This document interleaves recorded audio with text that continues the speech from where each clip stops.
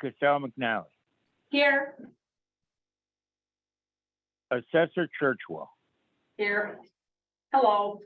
Administrator and Deputy Clerk Hopkins. Here. All right, thank you, everyone. And Madam Supervisor, there is a quorum for business. Thank you so much. We all appreciate you taking the time today from your recovery to call us to order.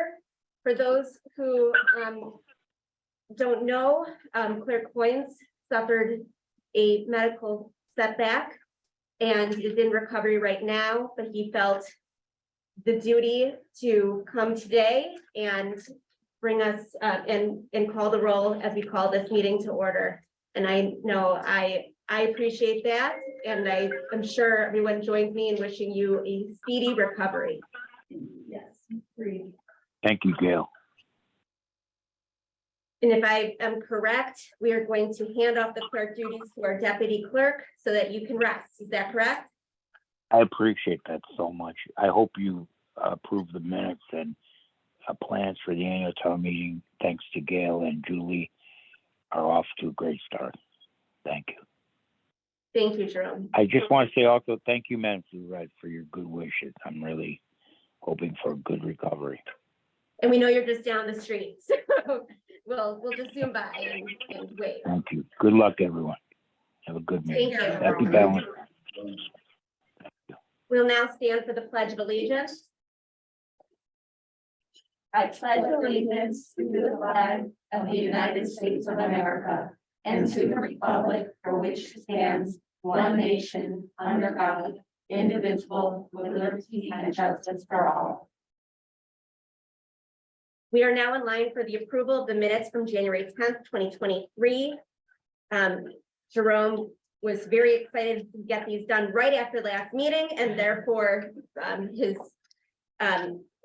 medical setback did not impact the ability to get us the minutes, which is pretty incredible. I added some stuff in here to try to make the minutes whole, so. Great.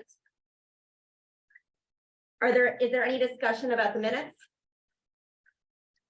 Seeing none, I'll entertain a motion to approve the minutes. So moved. All those in favor, please say aye. Aye. Any opposed? Seeing none, the minutes from January 10th, 2023 have been approved. So for the clerk's report, Jerome had mentioned that plans are continuing to go underway for the annual town meeting. We are looking at various venues. Julie, have we approved one or no? Waiting. We're waiting on a couple things. No, we have the three. We're just waiting to confirm. Got it.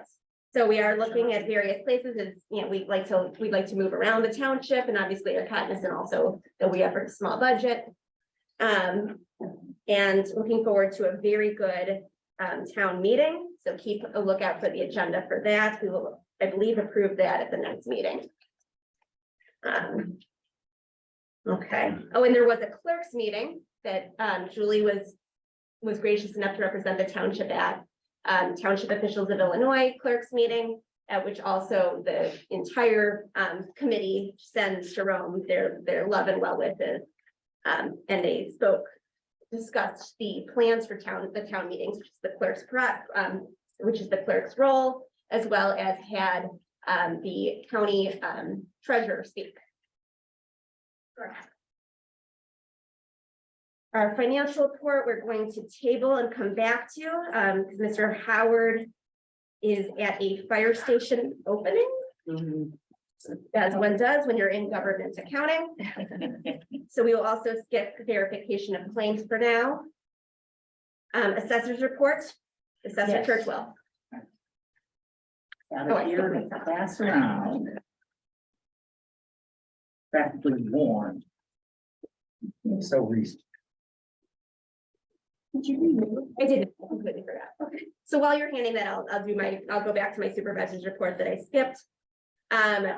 We've had a busy month, starting with League of Women Voters living room conversation. Larisha and I had a lovely conversation with members from Wilmette and discussed what the township does, our budget, our process, and how much we appreciate when the league offers constructive criticism.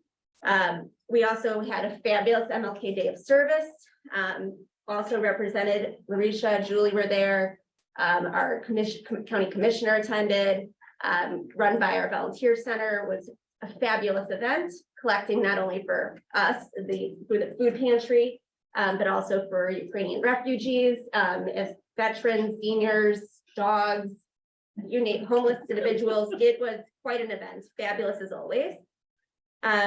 Myself and Steve who will be taking over Brian on the agencies, attended the North Shore Senior Center annual meeting. I'm always impressed with everything that they're able to do over there. With Jan Churchwell and our new board review commissioner, we hosted not even standing remotely, tax appeal workshop. Filled to the brim. I think we have a better sense for how to do these workshops in the future, because they were doing electronic appeals right there and there. I think we have to have the seminar portion should be up here, and then have various stations downstairs or elsewhere. Yeah, but we live and learn. But I think everybody who wanted help got it, and that's all that matters.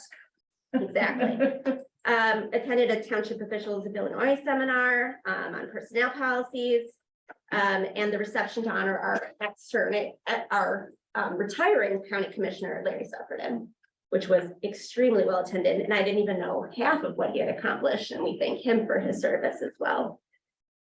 We had a fabulous Chamber of Commerce lunch for Wilmette, Winnetka, Glencoe, Kenilworth, over at Guild Hall, which was fabulous. Learning from what the various business community and nonprofits in the area are doing, and made some wonderful connections for our food pantry as well.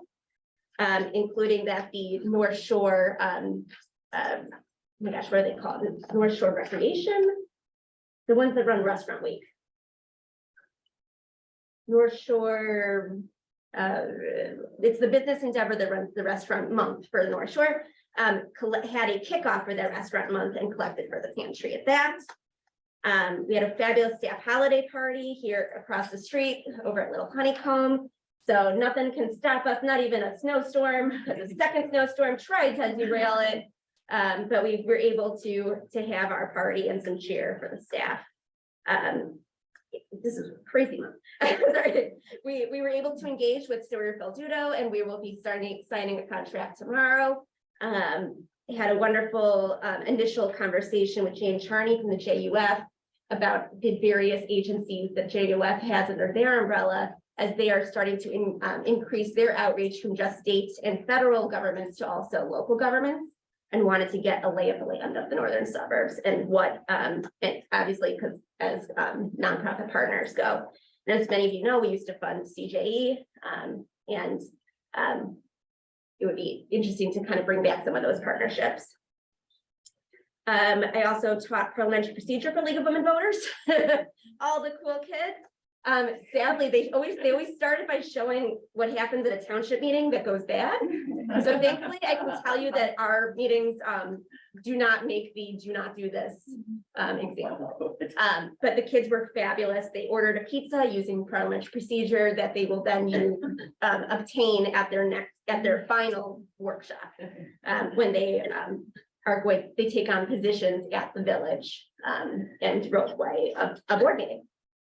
Let's see. Oh, we also got an update from the village of Winnetka regarding the streetscape in One Winnetka. It's the streetscape that will be starting theoretically in the summer, not One Winnetka, which has not been approved yet. They will be reaching out to us as stakeholders as those processes continue, along with the other East Elm businesses and condo associations. Let's see, the new sustainability coordinator that we're partnering with the Wilmette municipalities has been hired and just started last week. And we will be engaging her to help us with our solar project to get solar panels for the roof. Community support grants are going out this week as well, as you saw from Jean's update. And importantly, the statement of economic interest is due May 1st, 2023. Your Perspectives magazine has a lot of details about that. There have not been changes since last year, despite all the brouhaha about how invasive it was. So it is recommended that you fill it out. I would be remiss, however, township legislation, keep an eye out for pieces that have been recently introduced in the General Assembly, including HB 1066, which would allow for people to participate in public meetings virtually if they have a childcare reason. Right now, if you recall, it has to be a business reason or you're sick. But adding childcare responsibilities to the Open Meetings Act exception would be fabulous. As well as myself and the supervisors at Niles and Northfield are pushing legislation that will give us some more flexibility with our general assistance funds. So there are a number of things that'll be up in the coming weeks, so keep an eye out for those. And I was saying, I do want to take a moment to recognize that tonight,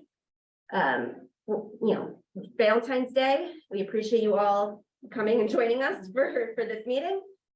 But we do remember that there are many people who are not able to be with their loved ones tonight. This is 15 years since Northern Illinois University experienced their mass shooting, and 5 years since Parkland, and ours since Michigan State. And our thoughts are with all those who are impacted by gun violence today and every day, including those in our own community. Are there any questions regarding the supervisor's report? Seeing none, we will go back to the assessor's report. Okay, just everybody has it now, so I'm just sort of summarizing and hitting the high spots. We have finished for appeals to the Board of Review for 2022, which means that it is now in people's second tax bills for 2022 are in the lap of the gods or of the Board of Review, take your pick. Gail alluded to the outreach event that was held here. And not only was it full here, but there were, I think, nearly 40 people who attended online as well. That's true. So it was really, it was a great, a great opportunity to be able to use the system, I think.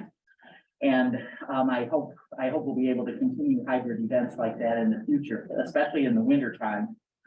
Because people who are away can come, and people who don't want to go out, if we have a snow event or something, are also able to attend, which would be great.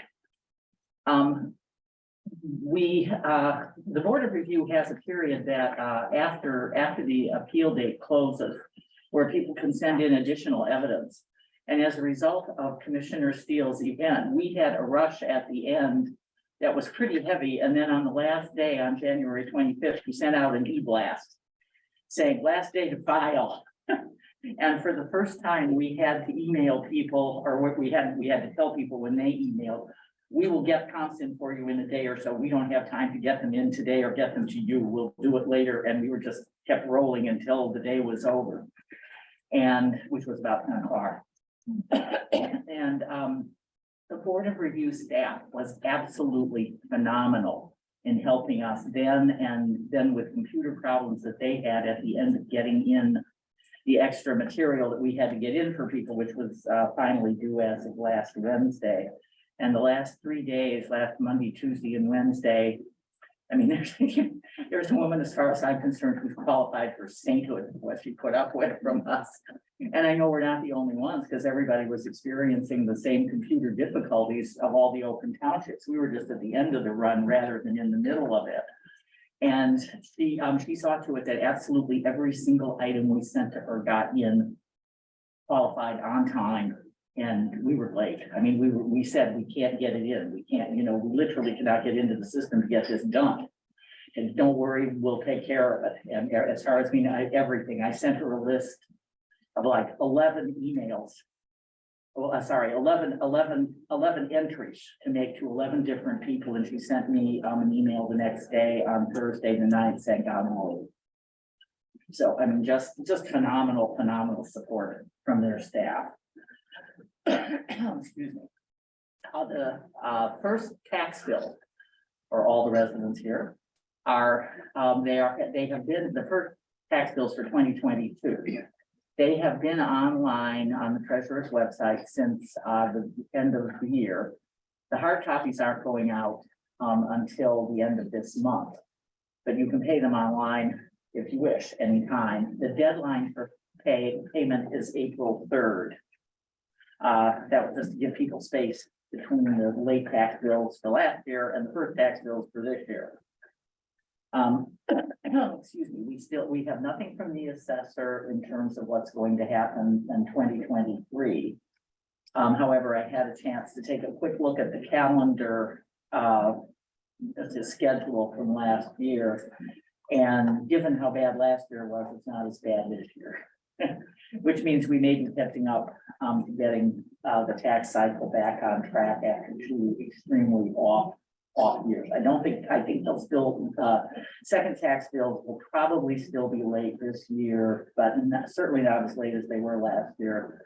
And hopefully maybe not even as late as they were back in 2021, so. And that is it for me, and for the board, for the trustees, the fourth quarter statistics for 2022 are attached to the report. So here you go. And you also presented us with your proposed budget. Oh, yeah. You want to discuss that as well? Oh, if you want to do, I emailed it to people. I wasn't going to do that now, but it's mostly, I thought Lynn was going to come tonight. It's just there if people have questions, if trustees have questions. I spent some time with Tim today. And is it medical reimbursement for an existing claim, or is that a fund? That is something, that is a contingency. This is why I thought Lynn was going to be here tonight. There has been a problem with his medical insurance. And so I'm planning worst case scenario, just in case. Hopefully it will not be anything that will be tapped. I do not know. And instead of putting it, one of the issues would be if there is a problem. He in particular, and because I support him, would like to try and make sure that it is not considered salary and therefore not taxable. And I left a message for the auditor, but have not heard back to discuss how that would be, literally categorized to make it work that way. So To follow up with regard to what Stephen asked for, what would be the authority or the precedent for allowing for medical reimbursement, even if somebody did have problems with the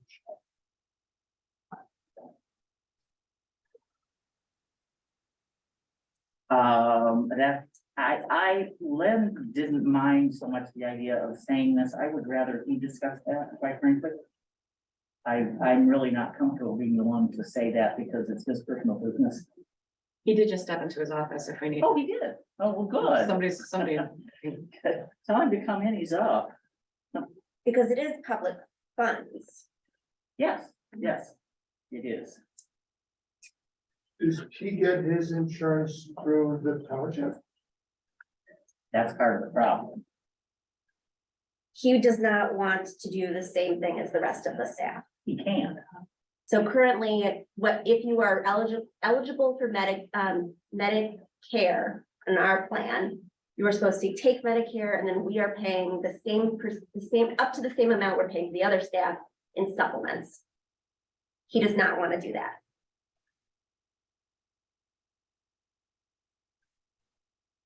Elliot, you can ask Lynn. Well, when the issue of medical reimbursement came up, and Jan thought you were more appropriate to ask about that. Well, I'm just wondering what the precedent or the rationale would be for us to authorize medical reimbursement in your situation. When I was hired, the terms of my engagement was I would be given health insurance at no expense to me, other than you go see the doctor, you gotta pay a copay when you go see the doctor. And at that time, I had a Blue Cross, the township through the assessor's office furnished a Blue Cross Blue Shield policy, which continued in place through last July. In July, and that was furnished through the local government Health plan. health plan. That was always a different policy than the other employees here at the township had, because I was eligible when I started here for Part B Medicare. Because of that, I had to be on a qualified plan. And that's what the local government put off. In July, the township made changes in its insurance, and I understand terminated its membership in the local government health plan, which immediately terminated my coverage. Unbeknownst to me. I found out about it. I was told the only thing that could be done in the near term, the gap, was for me to go on Medicare. And the township would then get another policy that would cover what Medicare doesn't cover. And I have a Blue Cross Blue Shield, and this was a stopgap until we figured out what was going to happen. So beginning in August, on July, I didn't pay for health insurance. Beginning in August, now I have to pay for Part B at some $300 some a month. That is not consistent with my contract through the assessor's office. That should be covered by the township. In addition to for the doctor, I pay, a visitation fee. That's not a problem. That's what I had under the other. I recently had a medical procedure, and I received billings for my share, so to speak. I called Blue Cross and Blue Shield about this, and they said that was the part that Part B wouldn't cover, but my health plan that I now have would only cover it after I spent over $4,000 out of my pocket. Would they then pick up that overage? That's why that's inconsistent with my contract with the assessor's office. And I did ask for see a copy of the contract, and I have not seen any contract. There's a verbal contract. That was the terms I was hired under. That's the terms that I have been engaged in for 6 years. We don't have verbal contracts. It's a Sure we do. township. Sure we do. Who of the other employees have written contracts? They're not contractual employees. They're at-will employees. But the terms of the it can be at will, but while I am an employee, I get certain benefits. And one of the benefits I receive is paid health insurance, just as the other employees get health insurance. We have not seen a contract. There is no written contract other than what you've already seen, which were some outlines showing that I was going to get Blue Cross Blue Shield that Diane had made up in her records. Okay, so obviously this is not the time or the place to go through that. All that the statute requires is that 60 days prior to the beginning of the fiscal year, the assessor prepare and present the budget for the assessor's office. The township board determines then the amount required and permitted by law to finance the operations of the office. We are obviously beyond that 60-day period. I will have to check with what implications that it has. I don't know. It's never occurred in my experience. Just to see if there's like at a certain point in time, will this all be resolved? Do you accept Medicare and the supplement? Will that suffice if we did Medicare and the supplement? Right, or you could go back, you could have, the assessor could become a one member under the local government health plan.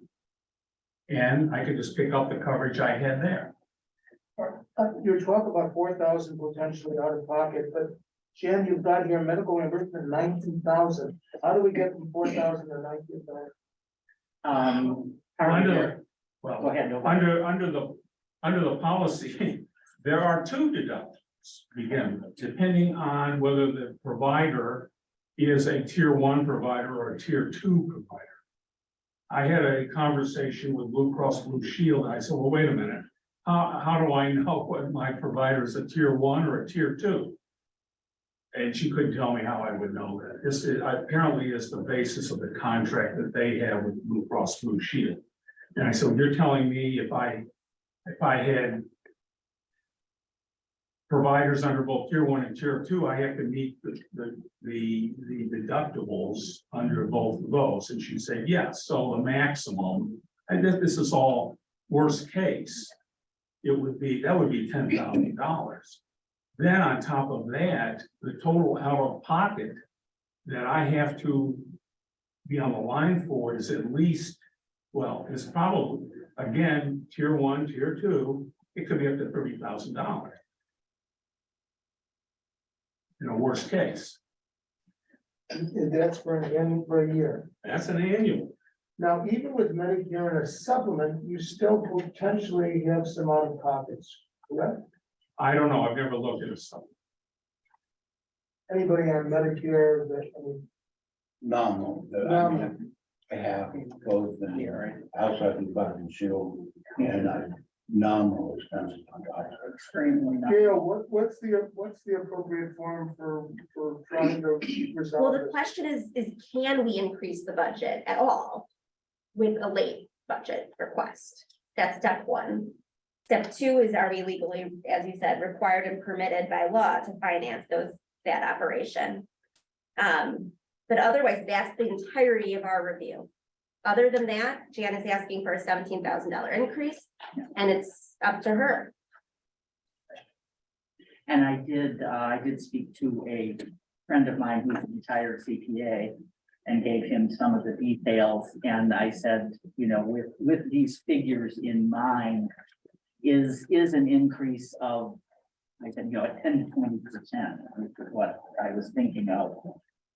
And hopefully it won't be needed, you know, it will not be needed. And he said, absolutely, 20% would be well within the realm of possibility to cover contingencies. So that was where the extra figure over the current budget came from. But then is there an end to this potential ongoing liability? Yeah, I think if the assessor becomes a member of the local health, a local governmental health plan, then you can have the same kind of policy I had before. I'm sure they still offer that, which is commensurate with the policy that the township employees have. The township employees are all on, we gave everybody the same chance to choose whatever policy they wanted, yes, within the process. And then this is kind of like the sequela that when we carved out the assessor special, you know, this is the kind of thing they can have. Well, it's always should have been carved out, yes. Well, the problem is that I'm eligible for Medicare. Right. And I can't participate in the other plans that were available because they are not qualified plans. They cannot have, they just don't take on Medicare eligible people. That's why the local government. You have for public comment? I have a comment.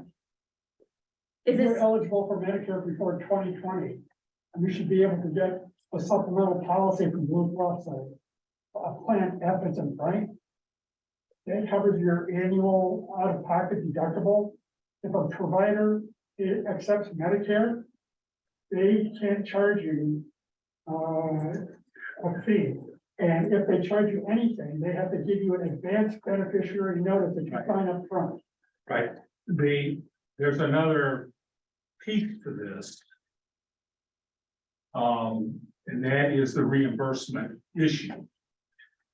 The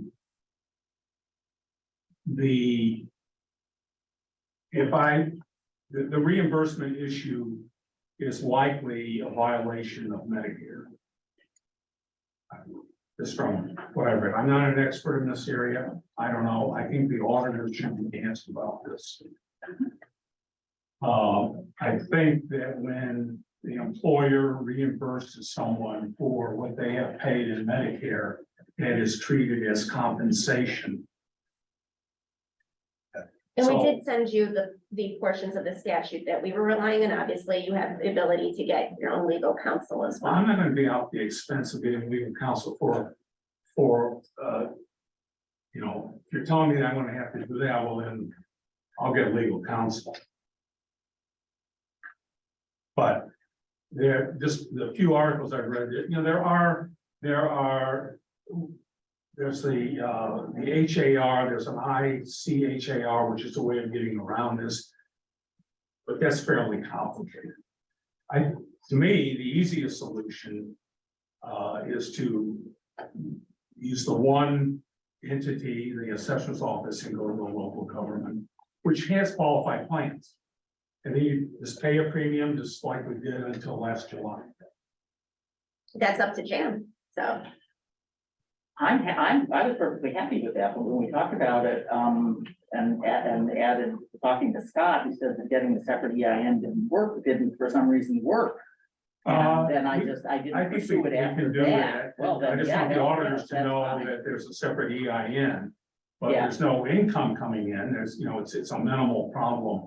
That's fine. I mean, I leave that if I can get a separate EIN, I leave I that to you to certainly figure will. it I out. was under the Yeah. impression well, not that I couldn't, but that it was one of those things where it wasn't, I could have it, but it wasn't going to change anything in effect.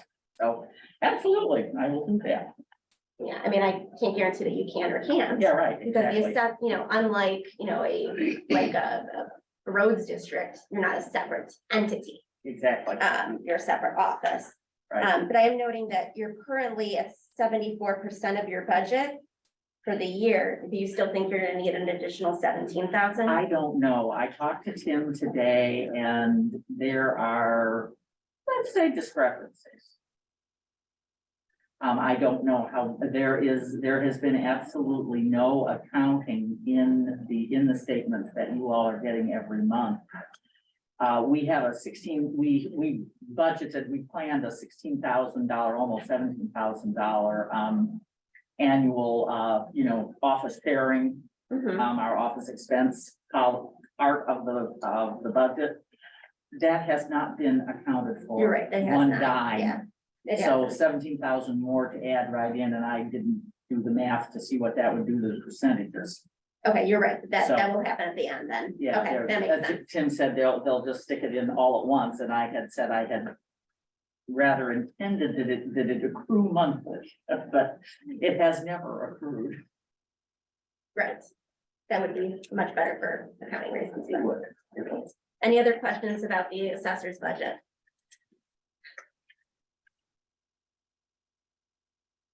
Seeing none. And it just, by the way, that's why it's called a draft. Because we also, since we don't have the new salary figures yet, all of the pluses or whatever you want to call them, all of the add-ins, everything else, the figures will change slightly up based on the new figure anyway. So you control the salary. Well, sort of. I mean, I can't request a $20,000 increase and expect to get it, let's say here. So I haven't, I mean, you could say that, and if that were the case, then Len would be paying tax on, on all of that. I had not planned to make an additional salary increase over whatever is discussed later tonight. Okay, I'm not going to be presenting a salary at all for Len, because it's part of your budget. It is a separate budget. So if you're going to propose a difference, that needs to be in the budget. I thought that all of the salaries would be discussed as part of the salary discussion as it was done last year. He's your employee. He was my employee last, Right. he was my employee last year too. And Right. Yeah, a lot's changed since last year in terms of our structure. Well, I put in the new budget though last year. Right. I mean, for the first time, and was asked that, that question, and I thought he was still part of the general discussion of salaries. This is was the that. budget we have. So based on this, you're asking for 56,400. That's what that is his current. Are you asking for an increase? I will ask for an increase in that case, yes, of course. It's a draft. I know, but it's still way sooner than 60 days. When does Jan, I mean, what is, in terms of timing procedurally, do we have to vote on this tonight? No, I will be presenting a budget next next month. So my advice would be for But, Jan yeah. and Lynn to get together and figure out exactly what is going to be proposed. And to try with in mind a resolution to your satisfaction, but within the Yeah, fiscal responsibility that we have to exercise for the taxpayers. To resolve the medical issue and then going forward to not have this recur. But give them a couple weeks to work on it, Gail. I can't offer that. You know, the intent is what we receive from the assessor goes into our budget. And then we discuss the budget, right? Do we know what the legal ramification is I for the don't. late? I asked Yeah. around and no one's ever had a late assessor budget. Yeah. I mean, my thought was as long as we got it ahead of this meeting, we would be okay. So, we're talking about additional increase. My gut feeling is to err on the side of protecting and satisfying Len on this issue. If we have to make a decision tonight. But with There's no that- decision to be made. We've been presented by a budget by the assessor's office. And Right. can that budget be amended right now? I know that that doesn't give the time to really think about it, but does that fall within the rules? Not from my reading the statute, but it doesn't mean we can't try. And then we can ask the township attorney. I just need to be able to plug it into the budget for next month. Right? So functionally, probably isn't a big deal. The question is simply statutorily. And the statute says that it's gotta be presented in final form within 60 days of the vote. Is that what it It is? doesn't say final form, it says present a budget. The township board must determine the amount required and permitted by law to finance the operations. So Jan, I can tell you what we currently do as far as Medicare supplement is concerned. The employees that do get Medicare supplement, they present the bill to us, we pay it. They don't pay it and then we reimburse them. So it's not a reimbursement, right? Well, I had to have a room for it, that's all. Right. Yeah, I just wanted to let you know how it's currently done, just so you know. oh, Okay, so committee liaison reports, mental health funding, and this would be from our trustees, anything in addition to what we will be discussing when we discuss the agency allocations. Trustee McNally. No. Trustee Rubin, Life Stages, No. trustee Moser, disability support, No. trustee Robbins, peer jury. Very briefly, we sent out 9 letters to 9 different schools, the 4 high schools and junior high schools in the township to try to work on, finding out how the peer jury program might be able to interact with them and help them and find out more about the disciplinary proceedings and whether or not we might be able to find some common ground. And this is all in light of the fact that our caseload is down. And so far, we've had a response from Glencoe Junior High. They want to meet with us. We're going to schedule a meeting. There's also been an indirect response through the one of the Wilmette youth officers has asked us whether we might be willing to entertain the possibility of working with a school like Loyola that has its own disciplinary proceedings and maybe eliminating the police stage of the case. In other words, if we take cases potentially directly from Loyola, and I think that the program and Brian and peer jury in general are very flexible and open-minded about that. So we're going to try to, open that door a little wider and explore it. But it's time, given that the letter was sent out a couple weeks ago, it's time that we follow up with phone calls to the schools who have not responded. We plan on doing it. We don't have any cases for next week. Is that correct, Brian? For March? We have 2 returns, but if we don't get any cases, discussion with Gail, I'd like to ask the jurors about some restorative justice alternatives. It's been communicated that perhaps our sentences might be a bit harsh in some circumstances. Maybe we can talk to some jurors about some alternatives. Well, that's something we should explore. I was thinking about that. I don't think any of the sentences have been harsh, but I also think there's maybe a tendency to increase sentences when the caseload is down, when they're not seeing a bunch of new cases, they're not seeing a bunch of new offenses. Jurors, They're trying to be consistent, they're trying to follow precedent of prior similar cases, but you don't have as much precedent, I mean, and some of the cases that they've ruled on in the past are a little more distant, and maybe they're, it's hard to say, I'm trying to explain why anyone would think that the punishments are harsher, but it's something we have to look at. I Not agree. necessarily just the punishments, but that the process is punitive, and set to be adversarial, and that's what we'll explore, and I appreciate your willingness to do so. Certainly will explore those issues, but right now, I mean, there's still a window where we could get some cases for early March. We haven't gotten them yet. Got it at this point. Okay. So seeing that Mr. Howard has joined us, we will return back to the financial report.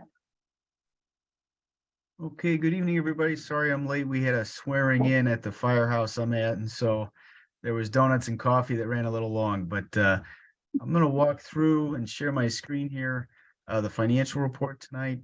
The good news obviously is that the county is now, you know, the tax payments went out. So we finally received some of that late disbursement. In January, we'll receive a little bit more in February, but you can see right now, 92% of the way through the year, 11 months, we've received about 2.7 million in property taxes. We budgeted 3.2, so we're at 85%. So we're seeing a nice boost there as the distribution came out from the county. Replacement taxes continue to outperform the budget. We're already at 285%, 128,000 collected there. Interest, as the Fed continues to move on rates, we're going to be able to capture that in our money markets, $12,000 there. So that's 19% better. Passport fees outperforming 15,700. And then of course, some other income, but 2.9 million on about a $3.3 million budget. We're at 89%. And again, some more tax money to come in February. Expenditure wise, you can see again, we're at 92% of the way. And again, most of our categories here are below that mark. Almost all of them, except we've had a little bit more in terms of the pantry and the needs there. But again, our major expenditures, agency programs at 67%. Obviously, there'll be another disbursement at some point there. And then again, personnel at 90%. You know, both of those look very good given we're at 92% of the way through. 2.4 million in total expenditures, 3.7 million budgeted. We're at 64%. And again, we've now generated a surplus in our town fund. And again, GA is a planned reduction in fund balance there. We know we want to try to drive that fund balance down just to avoid tax objection in the future. So again, there's a strong need and we're providing a good service and also making sure that fund balance doesn't go over that 2.5 times mark. 505,000 in total surplus for the 11 months. We started with 1.4, so we're at about 1.9 million in ending fund balance. Again, we exceed best practice as we want to have at least 6 months. We have a little more than that, which is good again for future future capital needs that we may have. We've got additional reserve on hand. In terms of the distribution, revenues, property taxes at 93%, replacement tax 4, interest 1. Oh, go ahead. I'm sorry. Can you give us an indication of what some of that other income is, 37,000? Yeah, once I think we've got that outlined in our detail. Hold on one second. I think we'd have to go back. We'll have to go back and break it out for you. I don't have that with me tonight, but I'll get you an answer on what's in there. Thank you. Yep. Go back up here.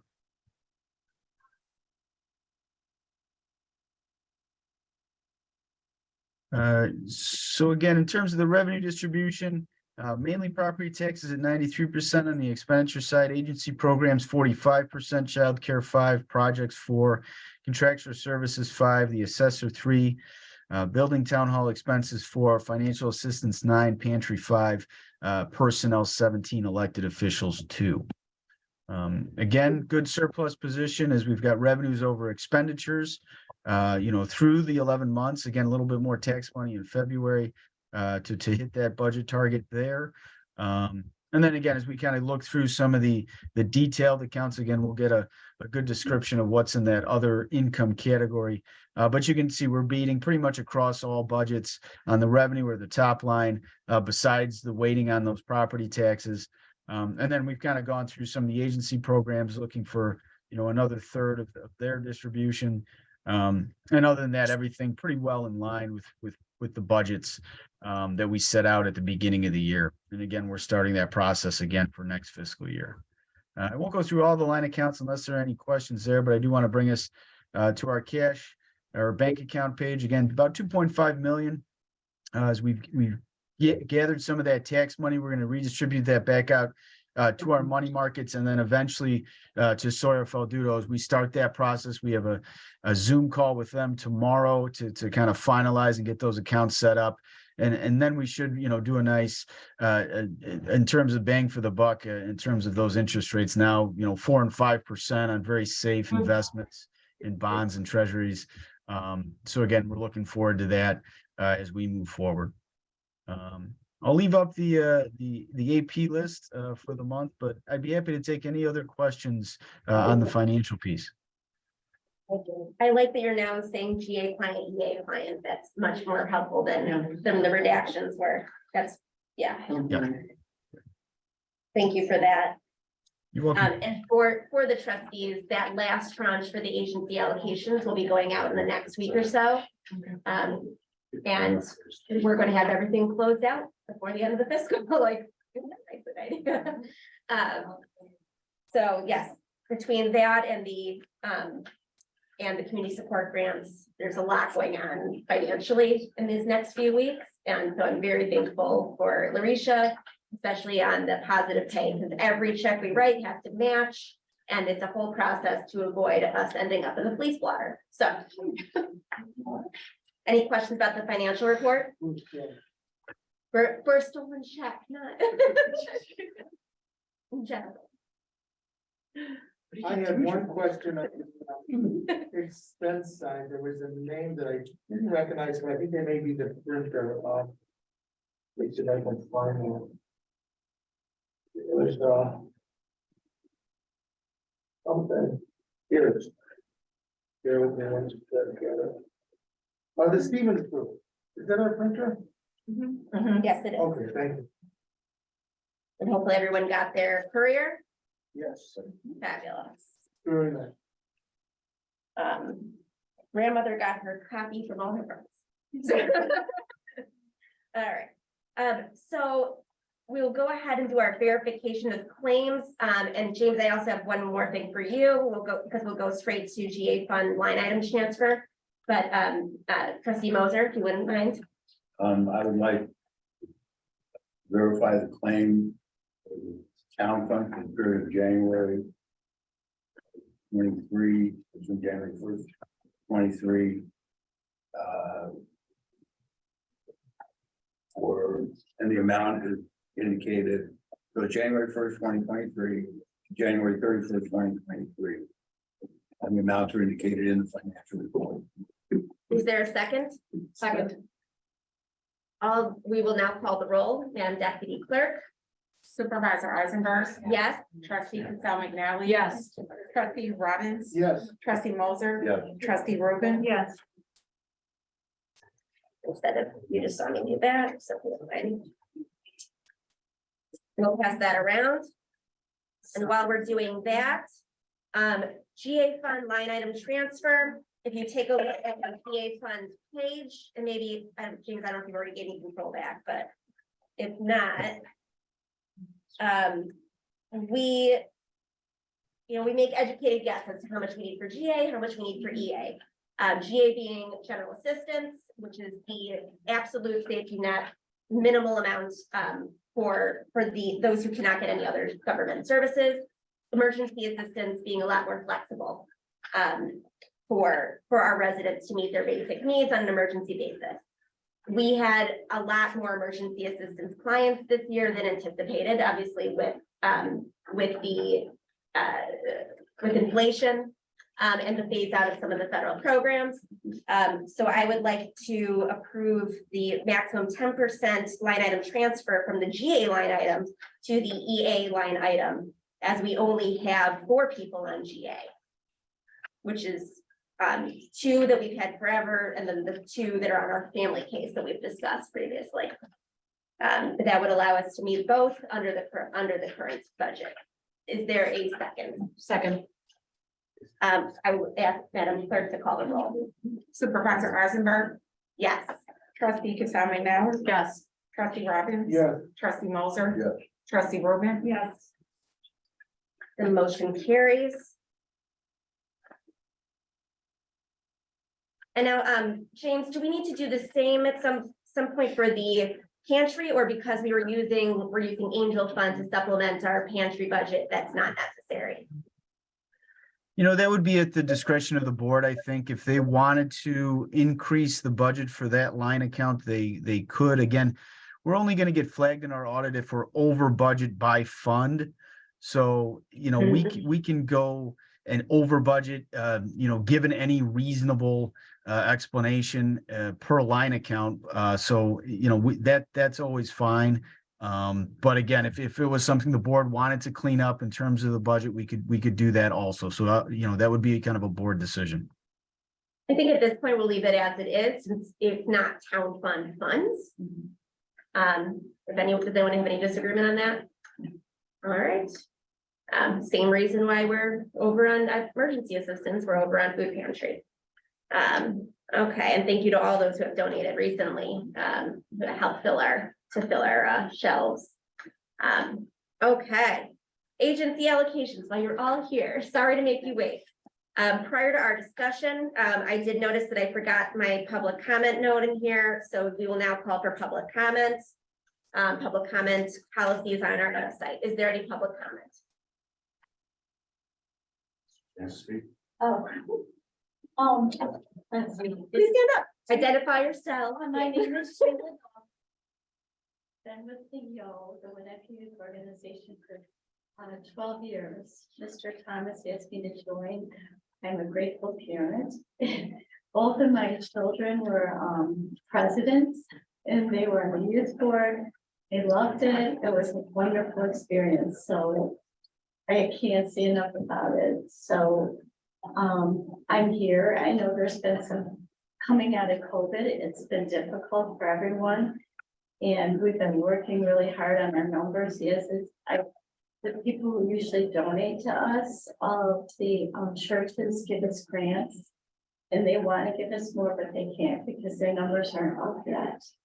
So they're working on that. They go come back and ask for more again. You know, they want us to keep asking for more, and hopefully we'll all be. I know even the community house is up. Right now we had a flood in the basement. When did this happen? 2 weeks ago. And it flooded the downstairs, so we can't be in there right now. And so they have been helpful. They have they're going to provide us with a room and some chairs, but we can't get a lot of our records right now. And Sophia's not here, she's sick. She couldn't come tonight, she was really sick. So, I know. So, I know, you know, it's bad, because she's always here. I was like, where is she? I was really worried. But, she, has been working really hard in conjunction with Glencoe too, and getting, we've been doing a lot of combined, like Battle of the Bands is back. We're getting back. There's so many programs we're doing again. And it's great. Our numbers are improving. Everything's getting better, as is everyone, but we are, she's very on it, and she knows what needs to get done. And she works with us. So, and we're looking at our upcoming, we haven't been able to have a benefit in maybe 3 or 4 years because of COVID. I mean, there's things like this. So that's kept our funds down. The other thing is we got less from the park district too during COVID. And they have readjusted us. We appealed to them, and they understand us more what's going on, and they gave us some money for this year. And they're looking at some accommodations for next year to help us out. So things are trending and we have more people on our board. And Yevgeny has some wonderful projects, mentoring, using people in the town to help us with the kids, not one-on-one, but where they can come and talk about what they do and share that with the kids to see if that might be an interest to them. Also, I was proud of the fact that during COVID, it was hard for us to stay open. It was really hard, but this was the time we needed to more than ever. We had kids that weren't allowed to go anywhere. The schools were shut down and we were their only contact and they could kind of be online with the other kids. And we had cooking lessons, we had meditation, yoga, artwork. But this was, like, I would say this was one of the most important times that we were here. And even though our funds were down, we just forged ahead. And the numbers don't show it, but the kids might not show pre-COVID, but you can't go by pre-COVID. I mean, the numbers you can't match those numbers. Because we had everything open then. We had our battle of the bands, we had everything going, so now we're on our way back up. The other thing was, we've had a lot of kids that are bullied that are referred to us. And they need to be online. They can't be coming in yet. We hope to get them to the point where they will feel comfortable coming in. But I think Yo has always been a place for everyone. Outside of school, it's kind of different because in school, everyone has their groups. And Yo's different because I know so many kids that were on the hockey team that were there when growing up with my kids in the 90s. And kids that are artists. My daughter was an artist, so she was doing something else, but they all would get there and they would get to know each other, which I thought was great. And the public service was great. My son loved it. I'm sorry to interrupt, but I do have to keep it. I know, I believe we have a 3 minutes. Talk all day, but I wanted you to understand what was going on with our funds.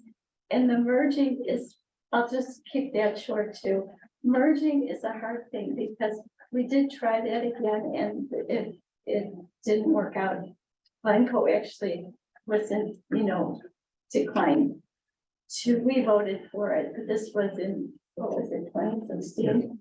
And so we tried that, but with a merger, you have to I talked to the former high school principal, Wes Bauman, which many of you know.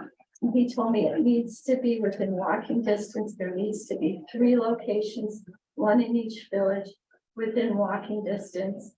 And it goes without saying because some of the numbers, some of the locations have capacity. Actually, they all have capacity. So that's pretty much all I have to say. I'm just giving you the information. And we very Thank much you for appreciate listening it. to Thank you. Thank you. Additional public comment? I'm Michelle Rosenthal from Life Services. Hi, thanks for having me here tonight. I think things are going great. We've done a lot of work with the Yo, but there's been a lot of great increases in programming. Our attendance has really been up and sort of found a really nice formula. Our location is right next to a middle school, so we really have a nice methodology. If you look at our numbers within the past couple of months, we have a nice way of working things. Now we've got a sandwich board, we've got really good snacks, we've got an open attitude, and then when kids come in, we're sort of making aware of all the other programming that's going on. We've also expanded our programming to really reach out to some of the high schools and the high school students, and that's been great. Yes, we collaboratively ran the Battle of the Bands, which is fantastic. We're gonna have another one in April.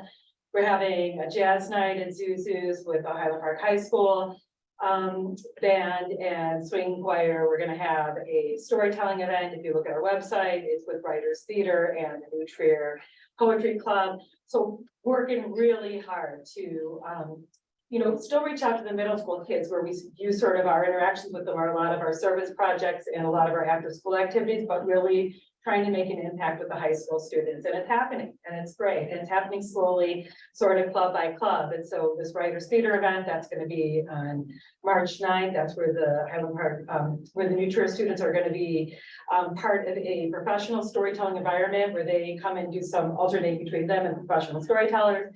So we're excited about that. This collaborative event coming up in April again is just another opportunity for high school students to get involved. I think when I look at the teen sectors, it's an opportunity for the kids to sort of reach out to us about how we can help them kind of. And so some of it right now is being driven by us, like, wow, this would be great to have a poetry slam, but the model I'd like to get to is where the kids are aware of us and reaching out to us, and that we're just a mechanism to help them make those events happen with our supports that we have in the community. So things are going great. At least for the Glencoe Youth Services, but again, working really closely with the and just adores of the that's a great partnership. And then our special needs program is on fire. I'm so excited. We really had our young adult program come into being again. And so I guess our yappers all grew up and became snappers, and there was sort of a hole for this young adult program. So we got it up and running with in collaboration with Youth for Transition and now with Cove. And our first meeting was last month, and we had 6 people show up, and then I realized that it was a conflict with Special Olympics on Wednesday, so moved it to Thursday, and this past one we had 18 people show up. So it's just about finding the day when I talk to our place and I see what their date's a Friday, and I talk to Keshet and their date's Saturday, and so it's there's been a lot of dialogue and a lot of reaching out to the special needs partner organizations within the township. So things are going great, and so only sky's the limit, honestly. So I just got a report on the daily attendance that the committees were asking for, and the numbers of GIS are great. yeah. You got a report from GOAS, but not from the other 2 youth groups. Well, Warming House is closed right now. They've been closed for a while, and the YO couldn't give me a report because of the flood. They don't have access to the records, so. Amy? Hi, I'm Amy Koplo. I am the board president for Warming House. Yes, we have been closed. We had an executive director who stepped down, and we've been trying to fill that role. And it's been a challenge to fill the executive director position. So in the process, we have been in communications with another local nonprofit, well-known agency in the area. And there are plans for. Hey. Okay. And so we are in process of partnering with the other nonprofits.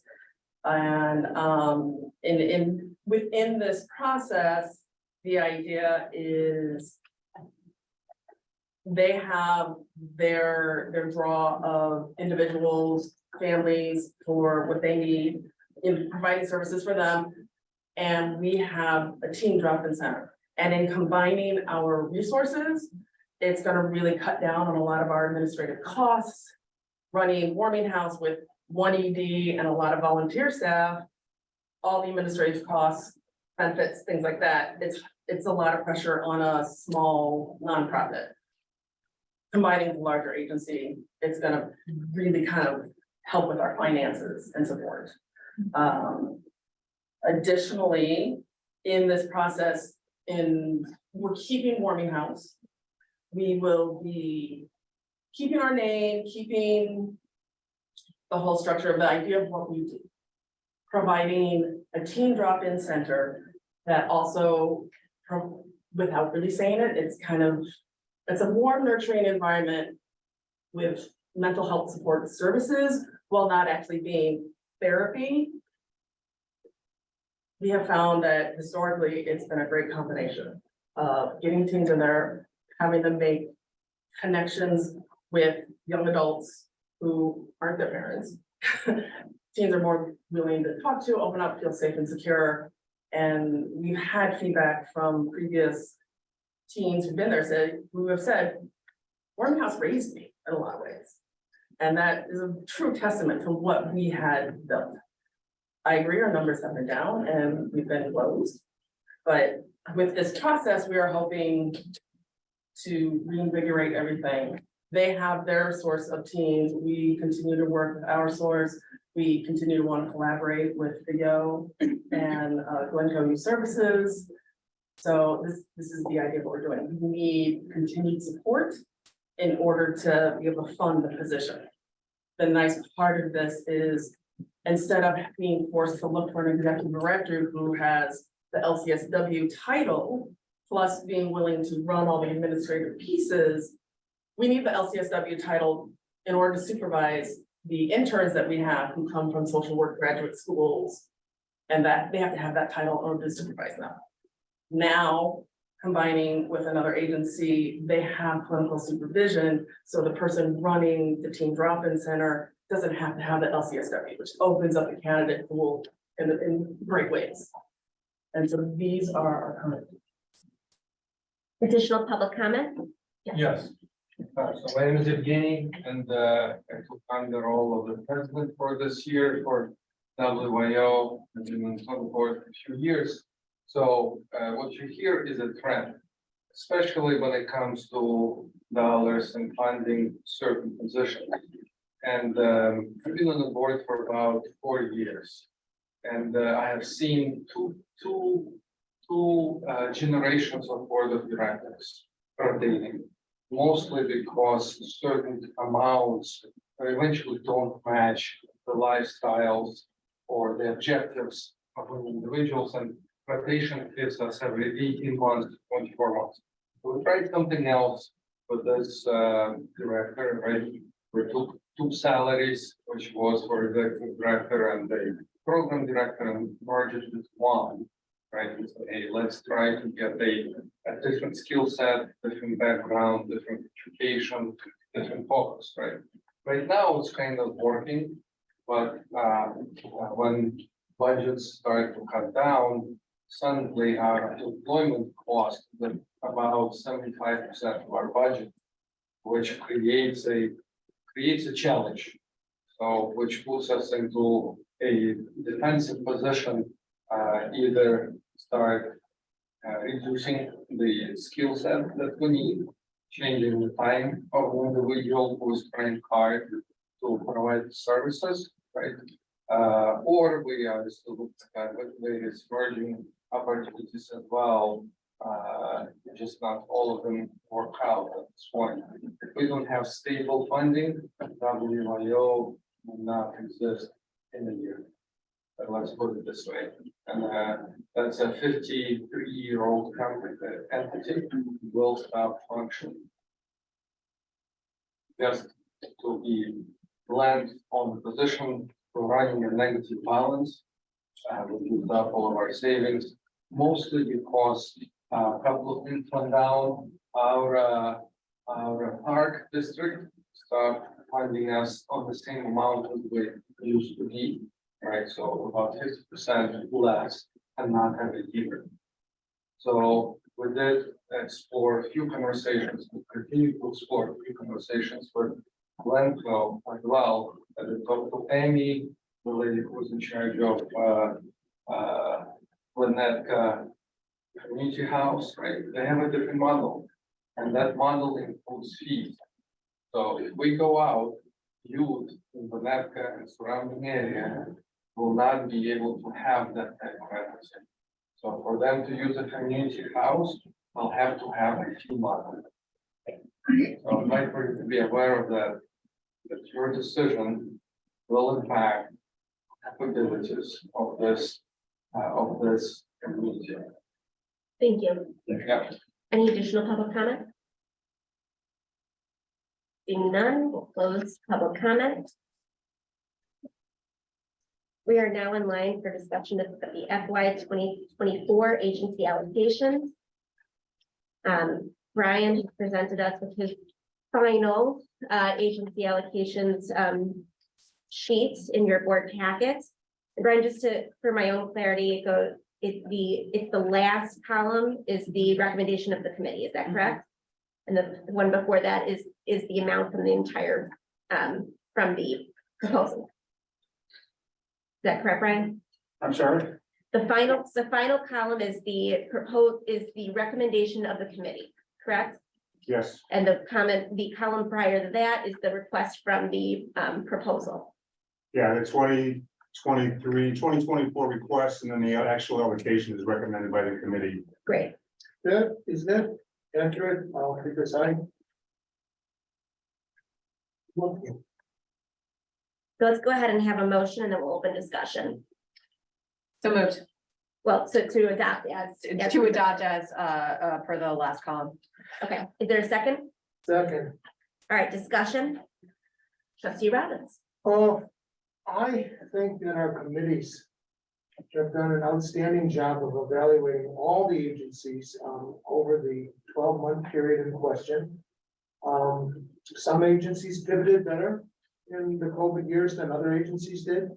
Some agencies had a high turnover of leadership. But these were difficult times, and some agencies rallied better than others. And I've heard tonight from some of our youth agencies that there's lots of exciting stuff being planned, and we'll have to revisit this in 6 or 8 months next fall and see how things go. But we also have a fiduciary duty to the taxpayer, and that duty is to provide funding commensurate with services actually performed. And I just think that our committees have done such a wonderful job of evaluating each proposal, agency by agency. And based on the presentations last month, I really see no reason to buck the decisions that were made by all 3 committees on each and every agency. Additional discussion? I would like to just interject that I pretty much agree with Elliot, with the exception of the Glencoe Junior High project. We decided not to give them, or the committee decided not to give them any funding because they only were available for Glencoe youth. And so they weren't available to all youth in the community, but it's a junior high project. And it is limited to that group of individuals. You can't, in my opinion, you can't extend a junior high project outside of the immediate community in which it exists. It doesn't work at the high school level. It's even worse at the junior high level. So from my personal perspective, I would like to see us give something to the Glencoe Junior High project as opposed to turning them down completely. I certainly agree that their model would not work if they opened up to the whole township, and that is exactly why I would agree with the allocation of not including them in this year's funding process. Okay, how do you open up to the township? I'm saying they don't have to, but that means it's not for the township to fund. They receive funding from Glencoe, and that is where they should be getting their funding. If you looked at the funding criteria that were on the application, it states specifically that if there was a sister agency that provided similar services to each of the other communities, then it's possible.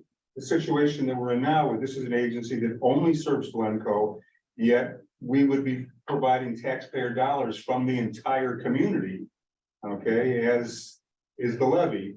So, Glencoe Junior High project is unable to serve other communities. They are too small. There is no junior high or similar junior high organization in any of the other communities in the township. So that's not Glencoe Junior High project's fault, but it is a reality of our funding guidelines. And I think, I certainly wish them the best. They do a great job what they do. They're just not for the township, how I see it. Without getting too deep into this, guys, there are some agencies which we fund, which only provide services for a very few individuals in a particular community. And so to say that now. Which agencies would those be? I'm thinking of our house.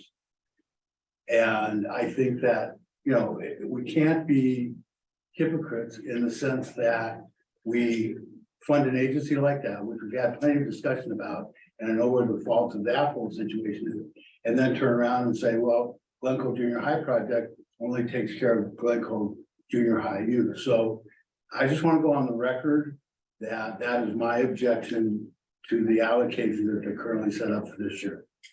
That's my position. So this is a tough one, and I hear both sides. Looking at the funding guidelines, as Brian had pointed out, it says a township funded program must serve all of New Trier Township. And then when we look at the mission of the Glencoe Junior High project, it says to fulfill its mission of serving Glencoe students in grades 5 through 8. So, you know, almost right there, looking at the mission, that it's specifically, that its goal is to serve this set of students versus what our funding guidelines say. I'm not sure that, I don't know that we can. It's so, when Glencoe was giving their presentation, one of the questions that, you know, how would it impact you if the township didn't provide funding? You know, what things wouldn't you be able to do that you can do now? And then they were very honest and they said, pretty much they would be able to do everything even without our funding. They couldn't point to one thing that they wouldn't be able to do without our funding, which, you know, was somewhat reassuring. I would just add something that of all the agencies with the township funds, the Glencoe Junior High project is probably in the best financial position of any agency that we fund. Our $10,000, the loss of $10,000 must have absolutely no impact whatsoever on their services. Brian, I don't disagree with you at all, but from a personal perspective, I see it as a social services agency in the township, providing services to youth within the township. Their parents pay tax dollars. The tax dollars is what the basis is of our allocation. And so I just think as a fairness standard. But it's only Glencoe. I understand that, but they're junior high children.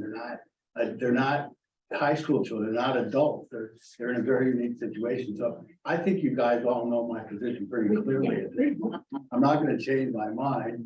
And I do think it's important to advocate for all individuals, regardless of how well they are financially. It's kind of like, you know, bad kid gets extra time to take the test, whereas the good kid doesn't. Well, I don't think that's fair either in our society. So that's my perspective. You guys know me well enough. I've been doing this long enough. That's my take. Thank you for your time. It is an interesting question about our house. Was that discussed in Money Follows the Person? I think we have to continue to revisit that situation because that situation may change over the next year. But I just think that's an example of, we really do give select funds to groups that only provide services for a very limited number of individuals. And so I don't think you can discriminate, to use legalese, between groups as a result of that. But again, I've been doing this longer than anybody sitting here. And it's always been my position to give more money away, perhaps than we should at times, but I'm trying to treat everybody fairly and equally. And that's where I'm coming from. Right? Stephen, regarding our house, is there one room available in that? Yeah, I think there is. And is it not true that that would be open to any family in the township?